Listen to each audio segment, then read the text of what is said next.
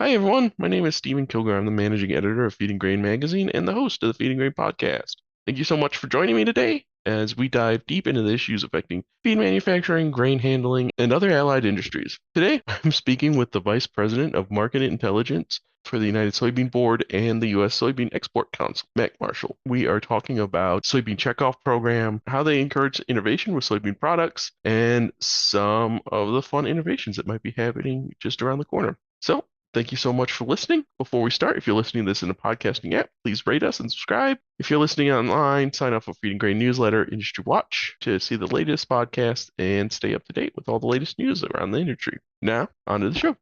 What the checkoff does. I mean, you think about the wave of innovations that have unfolded over the last 30 years. I mean, I've talked about renewable diesel as this kind of emerging space here and new center of demand for soybean oil that's creating all these ripple effects throughout the soybean economy. I think we're in that place without checkoff investments towards finding a home for soybean oil in biodiesel back in the 1990s. Say the market environment that we're looking at now stands on the shoulders of giants from then. Mhm. So that's important to remember. Checkups are also working on market expansion domestically and internationally. I mean, think about like how export oriented the soybean industry has become. We export on a volume basis over half the soy produced in this country, either in the form of meal oil or whole beans. Maybe some of that shifts in the coming years as we start crushing more domestically, but all of the market developments that we're seeing unfold now are, I think, outcomes of prolonged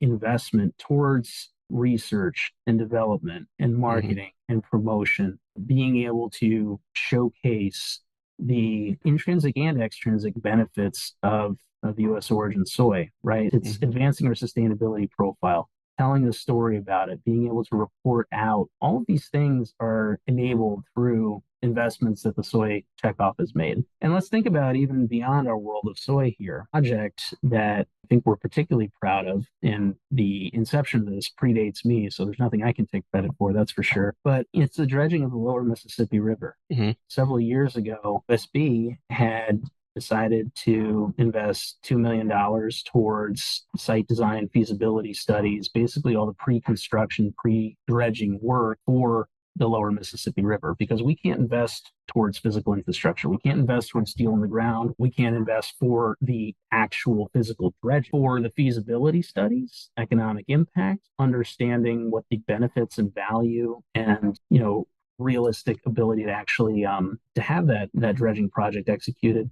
Well, that $2 million investment towards kind of report site design and everything helps catalyze and unlock literally hundreds of millions of dollars in state and federal funding that says, hey, lowering the draft of the lower Mississippi River from 45 to 50 feet, that is going to generate some pretty important economies of scale as we're able to get larger vessels into that channel. That means greater efficiency of transportation, which, if you're thinking from the export side, which is where we're going to orient for soy, again, that means saving on transportation costs. As you get more efficient transportation, your transportation costs go down, your basis goes down, and that means farmers are taking less of a haircut on basis. That's phenomenal.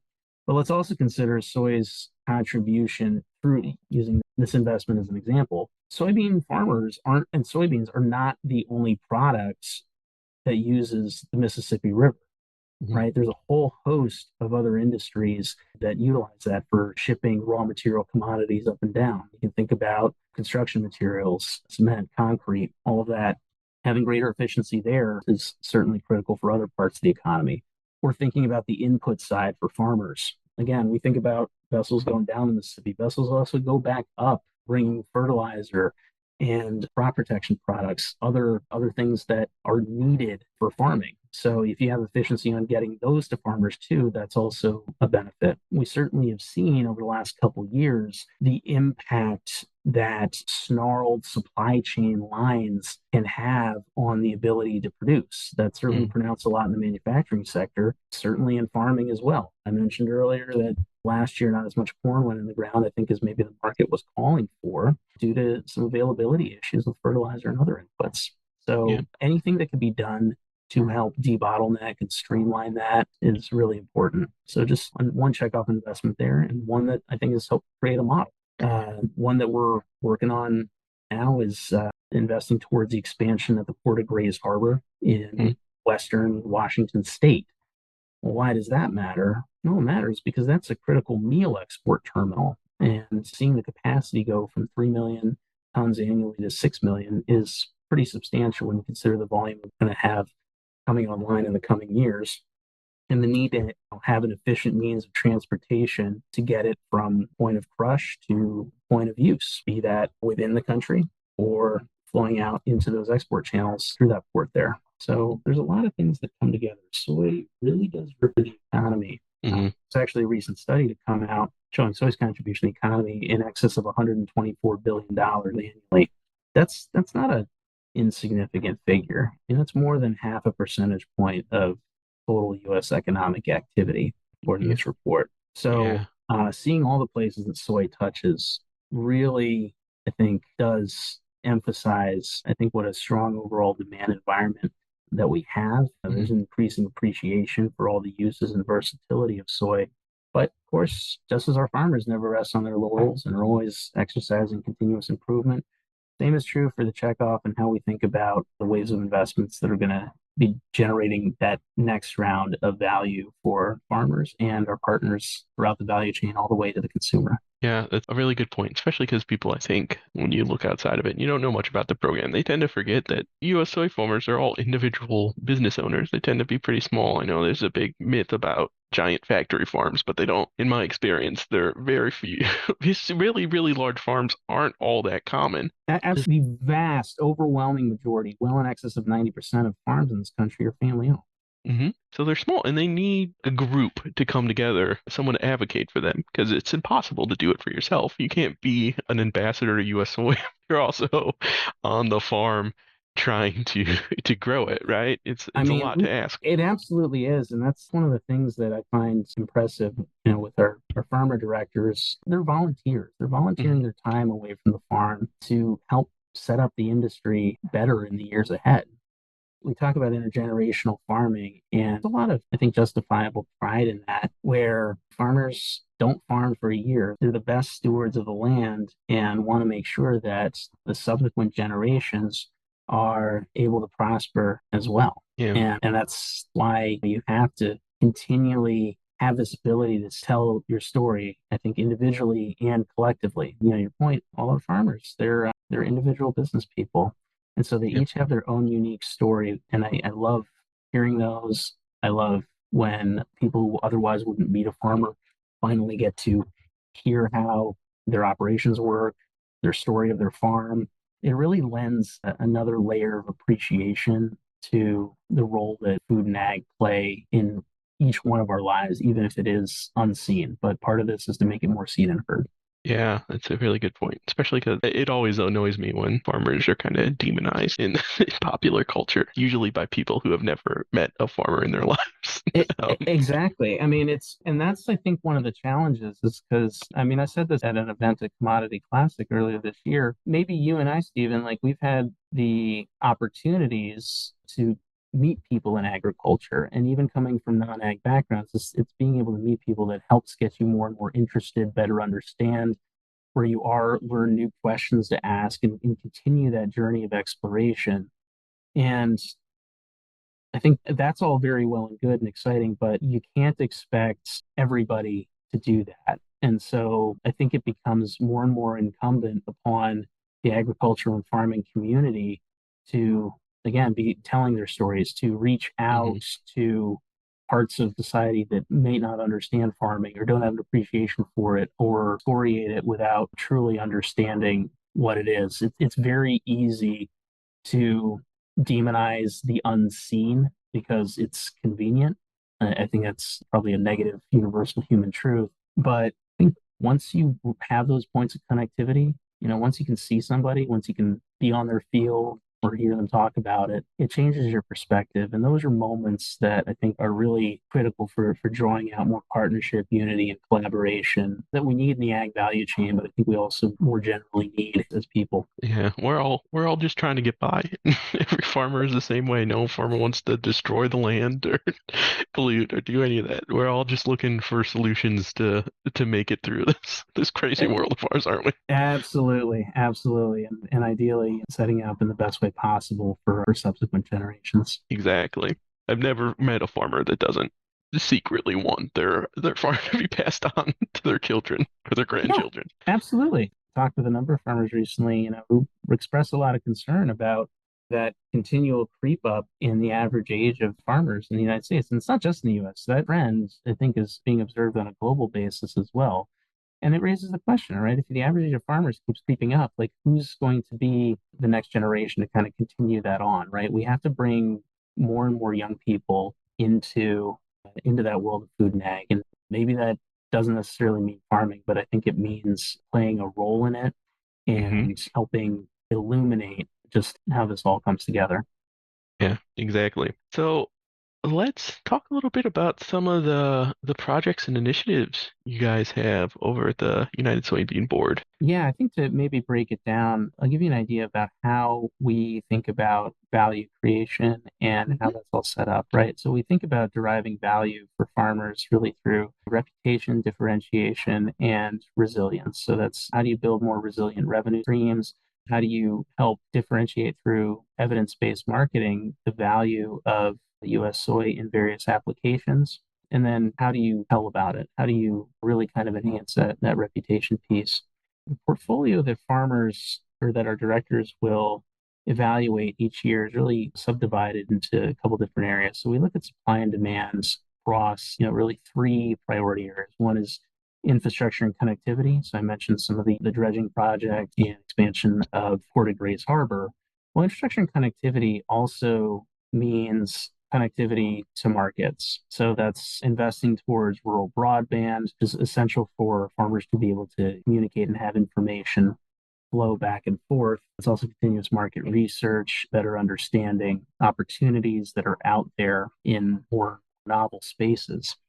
So health and nutrition is second pillar, and that really extends everywhere from on-farm in soil health to human health, really at the end of the consumer value chain here. It's everything from taking things that are out there like soy allergenicity and Hmm. misconceptions around that. Okay, well, how do we use scientific evidence and research to help demystify that and be like, okay, well, actually, the incidence of allergenicity is way less than it's purported to be, just as one example. Through that, you can help kind of unlock barriers for additional soy inclusion in other applications or increased uptake in the food space. And then, of course, innovation and technology. I mean, that looks supply side, demand side. That's okay. What are some of the novel things that we can introduce and test on farm that might lead to increased efficiency of production? But it's also looking at the demand side. One thing that has always struck me over these last couple of years. I mean, I'd worked, in soy before when I worked for Monsanto and Bayer. Soy was, our second most important portfolio crop on a revenue basis after corn. So corn got the vast majority of my attention. Soy got plenty of it. But I was always thinking in a very commoditized space. I think about soy as something for animal feed or to a lesser extent for biofuels. Those are really two of the bigger buckets that are out there. And of course, food applications. But I never really gave thought to all the unique places that you can find Yeah. soy, as far as like surfactants, adhesives, concrete stabilizers, Goodyear tires, shoes, paint coatings, dust suppressants, and fire extinguishers. I mean, it's really, really crazy how many places you can find it. And that's all stuff that goes on through that innovation technology, Hmm. funding stream. It's working with universities and private sector players who are trying to advance proofs of concept, seeing the viability of soy in various applications. And sometimes these things take a while to catalyze and commercialize, but scaling up all the places you can have soy really helps harness the power of the whole bean. Yeah, speaking of that, the Soy Innovation Challenge for 2023 is coming up pretty soon. Can you tell us anything about it yet? It is. This one is very fun. This is actually the third iteration of the Soy Innovation Challenge. So the first one we conducted in 2020 in conjunction with the Yield Lab Institute as their operational partner and Amazon Web Services. And that challenge was really kind of open-ended and focused Mhm. on, hey, what are innovations that are working discovery around the world? What can they bring to different parts of the soy value chain? So our winner then was a company called Amphora, which you might know now as Regrow Ag, really taken off over the last couple of years. So that's exciting. We had a challenge earlier this year focused on soy meal. Now, the reason we focus on soy meal is, well, with that increased crush capacity we have coming online, increased availability of meal, the time is right for finding ways to advance soybean meal utilization in existing channels. And that was the focus of the challenge that we had in the spring, which was Satavi, which has Mhm. a novel extraction process for soy meal that can lead to different advanced health outcomes for animals that are consuming Okay. meal from that process. So that's exciting. And then this third challenge, which we're kicking off, is very meal focused as well, but it's on novel applications that we might not have seen before. Now, oil gets a lot of use in the industrial space, meal less so. So, as far as innovators that are out there, we're really excited to have this somewhat open aperture to Hmm. parts of the economy and people in the technology and R&D space in industries that maybe we haven't been as close with or haven't touched before.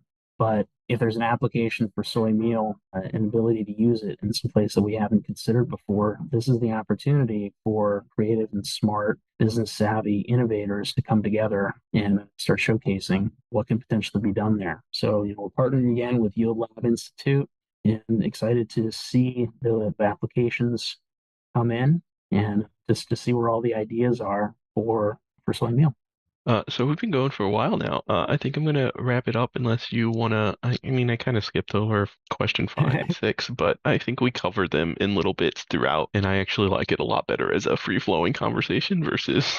Fantastic. No, and that's great. I probably should have prefaced it because I kind of know that when there's a list of questions and everything, I'm kind of organically gonna weave through all of it. It's perfect. I try to be a good interviewer and listen to what you're saying, so I know I can skip it later. Well, thank you so much for speaking with me today, Mac. It was a real pleasure and really informative. I'm really glad we had you on. I hope you come on again soon. I hope so too, Stephen. This was an absolute delight. I love being able to come on and talk about versatility of soy markets, things that checkoff is doing, and really soy's place in the world here. I can't tell. I do get very, very excited about food and agriculture, and I think the promise and opportunities that are out there, and being able to share a little bit about that really means a lot. Thank you so much for having me on, and hope we can do this again soon. Yeah, you've been an amazing guest. Thank you so much. And thank everyone out there for listening. We'll be back soon.